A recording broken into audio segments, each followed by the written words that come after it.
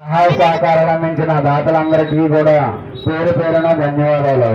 అలాగే ఆ విఘ్నేశ్వరుడు గారికి అష్టైశ్వర్యాలను ఆయుర ఆరోగ్యాలను ఇచ్చి సదా రక్షించాలని కోరుకుంటున్నాము.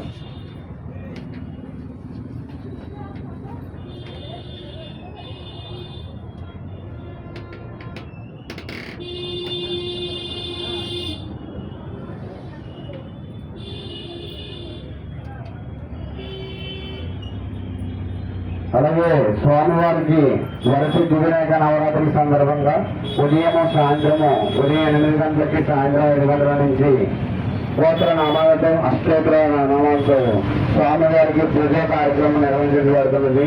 ఆసక్తి గల వ్యక్తులు వచ్చి స్వామివారి పూజలో పాల్గొని స్వామివారి ఆశీస్సులు పొందుతారని కోరుతున్నాం.